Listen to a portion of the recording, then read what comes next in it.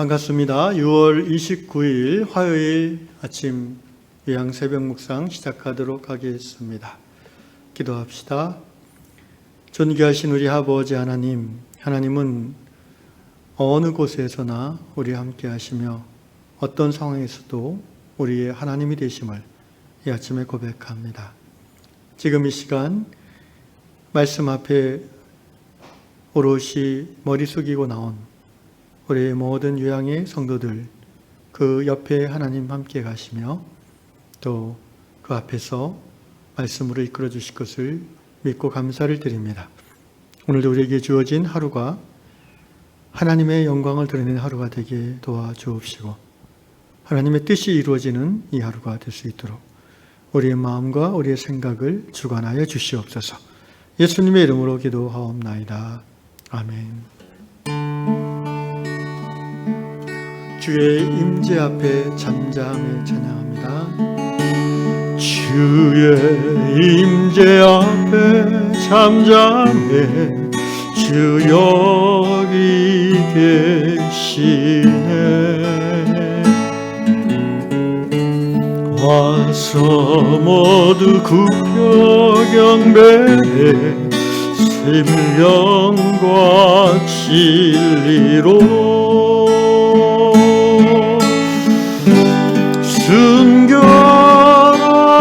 순결하신 주님, 거룩한 존전에 주의 임재 앞에 잠잠해 주 여기 계시네.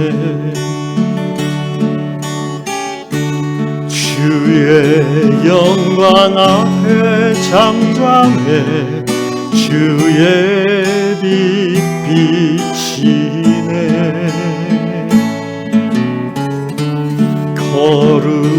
거룩한 불 태우시며 영광의 관시네. 주 영광 찬란해 빛 되신 우리와 주의 영광 앞에 잠잠해 주의 빛 비치네. 주의 능력 앞에 잠잠해 주 역사하시네.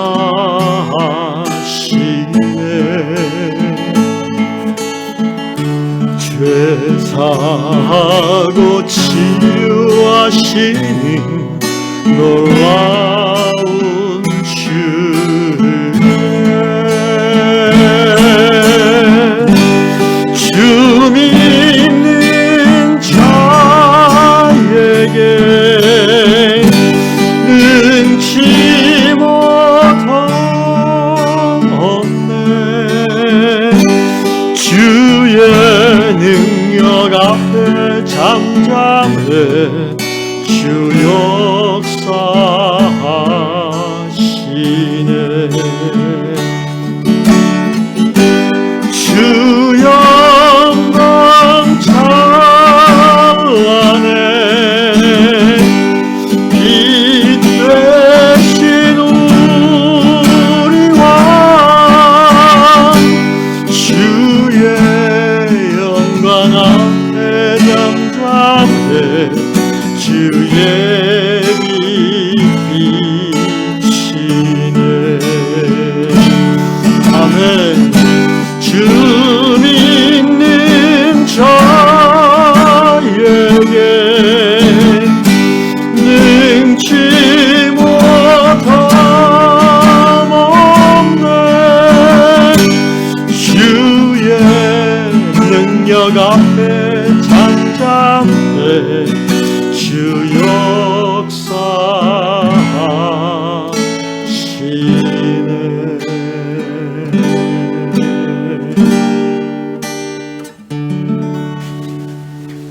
아멘. 주님 감사합니다. 예, 하나님께서 이 아침에 주시는 말씀 열왕기상 19장 11절과 12절 두 절 말씀 보겠습니다. 오늘 다락방 말씀 열왕기상 19장 11절과 12절 두 절만 봅니다. 여호와께서 이르시되 너는 나가서 여호와 앞에서 산에 서라 하시더니 여호와께서 지나가시는데 여호와 앞에 크고 강한 바람이 산을 가르고 바위를 부수나 바람 가운데 여호와께서 계시지 아니하며 바람 후에 지진이 있으나 지진 가운데에도 여호와께서 계시지 아니하며 또 지진 후에 불이 있으나 불 가운데에도 여호와께서 계시지 아니하더니 불 후에 세미한 소리가 있는지라. 13절도 읽습니다. 엘리야가 듣고 겉옷으로 얼굴을 가리고 나가 굴 어귀에 섬에 소리가 그에게 임하여 이르시되 엘리야야 내가 어찌하여 여기 있느냐. 아멘. 오늘 다락방 말씀 글은 캐나다의 티나 자매님의 글입니다. 글의 내용이 아름다워서 좀 소개하고 싶습니다. 티나는 어느 날 온타리오주에 사시는 분이라고 되어 있는데 호수에서 카누를 탄 채 지는 해를 바라보고 있었습니다. 뒤에 있는 하늘은 흐린 보랏빛이었고 눈앞의 하늘은 지는 해로 인하여 밝은 오렌지색과 또 복숭아 빛깔이었다고 묘사했습니다. 그런 중에 고요함이 티나를 감싸고 있었고 자연의 그 소리만이 들려왔습니다. 여러분 이 글을 읽으면서 정말 그 아름다운 그 호수, 석양이 지는 호수, 그 호수에서 나룻배를 타고 앉아서 바람소리, 물소리, 고요함 가운데 하나님의 임재를 누리는 장면이 영화처럼 이렇게 선명하게 보였습니다. 티나 자매님 이렇게 적고 있습니다. 그때 주님께서 그녀에게 잠잠하라, 주의 말씀을 믿고 순종하라 이렇게 이야기하는 것처럼 들렸다고 합니다. 놀라운 것은 바로 그 순간에 이 자매님의 마음속에 있는 모든 고민과 그 무거운 짐이 슬며시 사라졌다고 기록했습니다. 하나님을 만난 것이지요. 때묻지 않은 자연의 그 장엄함과 그 생생한 아름다움 속에서 창조주 하나님의 임재를 경험하는 것, 이것은 드문 일이 아닙니다. 이미 하나님을 아버지라 부르며 그분의 다스림 아래 머무는 자녀들이라면, 성도라면 굳이 캐나다 호수가까지 가지 않아도 우리 대한민국 안에서도 이른 아침 집 근처에 사람이 별로 없는 이슬 맺힌 그 산책로를 걸어가면 그곳에 벤치에 앉아서 가만히 있으면 아침에 시원한 그 공기와 숲의 향기 속에서 우리는 하나님의 임재를 느낄 수 있고 하나님을 엔카운팅, 만날 수 있는 것입니다. 그리고 하나님을 만날 때 그분의 임재 안에서 하나님의 프레젠스, 그 함께 하심을 느낄 때에 그 사람의 내면에서부터 성령의 역사하심이 시작됩니다. 마음에 무거운 짐이 있는 사람은 그 짐이 가벼워질 것이며 두려움과 염려로 밤에 잠을 못 잤던 그 사람은 그 아침에 두려움과 염려로부터 자유롭게 되어질 것입니다. 오늘 열왕기상 본문에 나오는 선지자 엘리야도 그런 체험을 했습니다. 엘리야는 우리가 알다시피 북이스라엘의 선지자이며 굉장히 그 능력의 선지자로 우리가 알고 있습니다. 그 당시 이스라엘의 그 아합 왕과 또 아합 왕의 악한 왕비 이세벨이 바알과 아세라 선지자들을 이세벨 왕비가 자기가 이제 이 아합 왕에게 시집 오면서 자기네 나라 에서 데리고 왔죠. 그러면서 이스라엘 전역에 바알과 아세라 상이 세워지고 숭배되기 시작했고 궁전 안에서 왕비의 식탁에 이 선지자들이 함께 이방 선지자들이 식사를 할 정도가 되었습니다. 그래서 마침내 하나님은 엘리야를 통해서 갈멜산 정상에서 능력 대결을 벌립니다. 바알 선지자 450명과 엘리야 1명의 그 능력 대결, 하늘에서 불이 내려서 재물을 태우게 하는 신이 참신이다. 우리가 알다시피 엘리야는 너무나 놀랍게도 당당하게도 450명 바알 선지자들의 그 고함과 열광과 피 흘림과 그 모든 광란 속에서도 그들의 신은 나타나지 않았지만 담담하게 울려 퍼지는 엘리야의 단 한 번의 기도로 하늘에서 초자연적인 불이 임했던 것을 우리는 기억합니다. 도저히 인간이 만들 수 없는 바위를 녹이고 흙을 태우는 불이었죠. 그래서 450명의 갈멜산 정상에서 그 바알 선지자들은 이스라엘 백성들에 포박되어서 엘리야의 명령을 따라 그 시냇가에 끌고 와서 다 죽였다고 되어 있습니다. 굉장히 이 성경 이야기는 살벌한 것들이 많이 나옵니다. 450명을 다 사형시켜 버렸어요. 그러니까 이게 목숨을 걸고 정말 생명이 왔다 갔다 하는 그냥 종교 권력 싸움이 아니라 실제적인 목숨 걸고 싸우는 싸움인데, 이스벨 왕비가 그 얘기를 듣고 굉장히 화가 났겠죠. 그래서 다음날 엘리야를 협박을 합니다. 내일 이맘때까지 네가 죽였던 그 바알 선지자들처럼 네가 죽지 않으면 내가 정말 성을 가겠다, 이런 식으로 협박을 하죠. 그런데 능력의 선지자 엘리야가 희한하게도 그 이스벨의 협박에 두려움을 느낍니다. 학자들의 책을 읽어보면 이때 그 이세벨 왕비는 단순한 왕비가 아니라 쉽게 말하면 마녀급 왕비라고 할까요? 실제적으로 이제 주술이나 흑마술 같은 것들을 통해서 저주를 걸고 또 실제적으로 수백 명의 그 사제들을 거느리고 있는 무력을 갖고 있는 사람이기 때문에 엘리야가 그 갈멜산에서의 승리 이후에 뭔가 마음이 풀어진 상태에서 두려움을 느낄 수 있다는 생각을 합니다. 그래서 엘리야는 도망쳐 버립니다. 사마리아에서 남유대로 유대를 지나서 유대 광야까지, 그리고 마침내 이스라엘 백성과 모세가 십계명을 받았던 그 유다 남쪽 끝에 호렙산까지 도망을 치죠. 중간에 이제 유대 광야에서 로뎀나무 아래에서 그 지쳐서 쓰러져 있는 엘리야를 하나님께서 까마귀를 통해서 먹이시고 또 시원한 물을 주시고 하는 그런 장면들을 우리가 기억합니다. 어쨌든 호렙산까지 어떻게 또 40일을 먹지도 않고 달려왔다고 하죠. 하나님이 주신 음식을 먹으면 40일간 배가 안 고픈 것 같습니다. 그래서 호렙산에 있는 굴에 들어가서 이제 숨어버립니다. 그때 하나님께서 엘리야에게 다시 말씀하셨죠. 오늘 본문 열왕기상 19장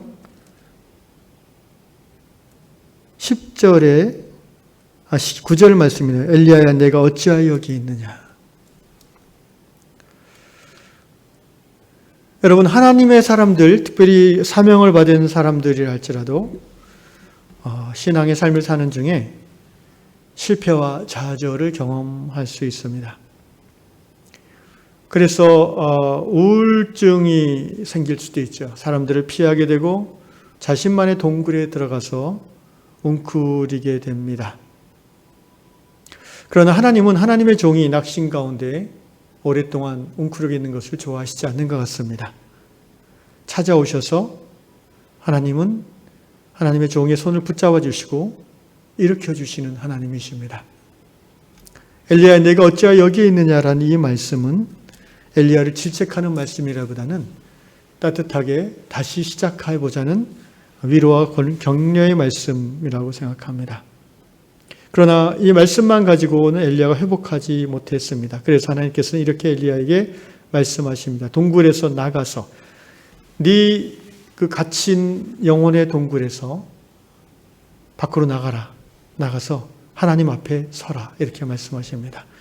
하나님 앞에 서라. 요새로 말하면 이런 거죠. 이제 교회도 안 나오고 시험 들어서 집에 있는 사람에게 하나님께서 이렇게 성령께서 말씀하시는 겁니다. 하나님 앞에 나가라. 공동체 예배 가운데 나아가라. 사람들의 시선을 부담스러워하지 말고 나아가서 하나님을 만나라는 것이죠.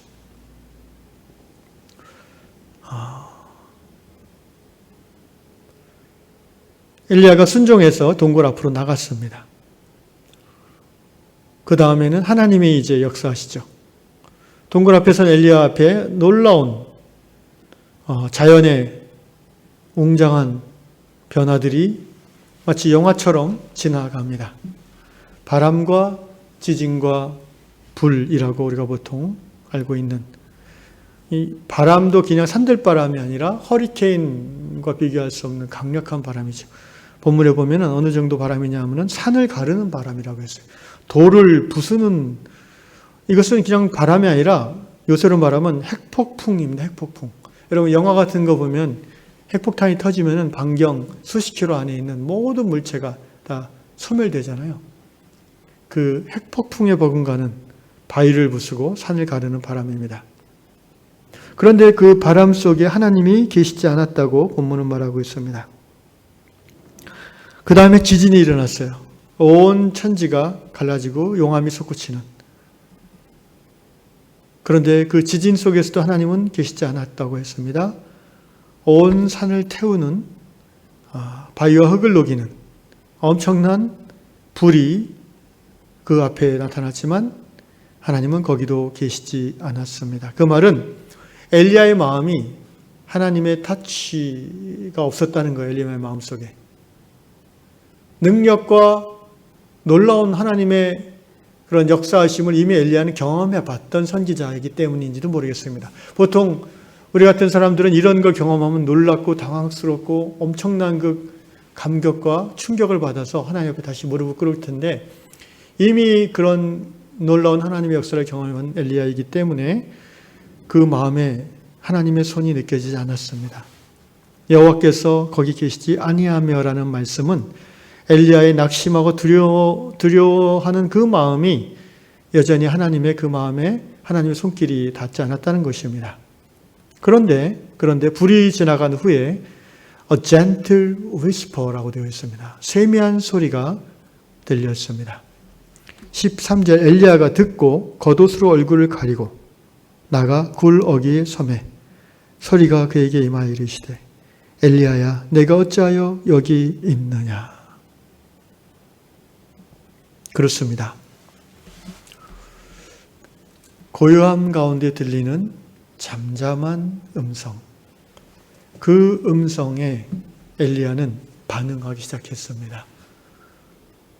의지적으로 반응했다보다는 뭔가 이게 소름이 쫙 돋았겠죠.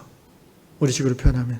그래서 겉옷으로 얼굴을 가렸다는 말은 하나님의 얼굴을 보면 죽으니까 하나님이시구나라는 그 감각이 생김과 동시에 소름이 쫙 끼치면서 겉옷으로 얼굴을 가리게 된다는 거죠. 그리고 하나님 앞에 더 가까이 가게 된 것입니다. 하나님은 동일한 말씀을 두 번째 하십니다. 엘리야야 내가 어찌하여 여기 있느냐. 사랑하는 유양성도 여러분, 오늘 하나님의 사명자 엘리야에게 하나님께서 찾아오셔서 그의 우울함으로부터 그를 건지시고 새로운 사명을 부여하며 하나님 나라 역사를 다시 시작하게 하시는 장면을 우리가 보았습니다. 하나님의 임재는 죽은 자가 살아나고 암병이 고쳐지고 또 망한 회사가 살아나는 그런 놀라운 기적 가운데에도 하나님이 역사하시지만 그보다도 깊은 하나님의 역사는 우리 심령 가운데 세미하게 들리는 음성이라는 것을 오늘 우리는 본문을 통해서 알 수가 있습니다. 하나님은 엘리야만 사명을 주셨는지요? 그렇지 않습니다. 오늘 유향의 지체로 부름받은 한 사람 한 사람 우리 모든 사람들이 바로 하나님의 사명자인 줄로 믿습니다. 지금 우리는 사명자의 길을 가고 있는지요? 가정과 교회와 일터 현장에서 하나님의 종으로 하나님 나라 사명자답게 믿음으로 당당하게 섬기며 사는 우리의 모습인지 돌아보게 됩니다. 만약 우리가 정말 하나님 나라 백성답게 세상을 거슬려 살아가고 있다면 우리는 반드시 낙담과 좌절을 경험합니다. 왜냐하면 세상은, 마귀는 하나님의 사명자들을 가만두지 않기 때문입니다. 예수께서도 제자들에게 너희가 핍박을 받을 것이라고 말씀하셨습니다. 그렇지만 그 핍박과 그 고난 속에서도 우리는 포기하거나 좌절하지 않을 수 있습니다. 왜냐하면 우리가 하나님의 임재 안에 머물 수 있기 때문입니다. 아무리 큰 낙심과 고통을 경험한다 할지라도, 우리가 하나님 나라 예수 제자의 삶을 살아감에 있어서 아무리 큰 좌절이 찾아온다 할지라도 우리는 세미한 하나님의 음성을 들을 수 있는 열린 귀를 가진 자들이기 때문입니다. 바라기는 이 아침에 A gentle whisper from God, 하나님으로부터 오는 세미한 음성 들으시고 여러분 삶의 모든 낙담과 또 좌절과 두려움으로부터 엘리야처럼 힘을 내어 새롭게 일어서는, 떨치고 일어나는 그런 회복의 은혜가 있기를 예수 그리스도 이름으로 축원합니다. 기도하겠습니다. 우리를 예수 그리스도 안에서 하나님 나라의 백성, 예수님의 제자로 부르신 하나님의 은혜를 인하여 감사를 드립니다. 예수 믿고 성도로 세상을 살아감이 참으로 오늘 우리 시대 우리나라처럼 편안한 적이 많지 않았던 것을 고백합니다. 가깝게 우리나라 역사를 돌아봐도 100년 전만 해도 주님 예수 믿는 이유로 대원군 시대에 많은 사람들이 형장의 이슬로 사라졌고 또 그 이전에 모든 나라에도 많은 나라에서 이 기독 신앙을 이유로 순교하는 사람들이 많이 있었습니다.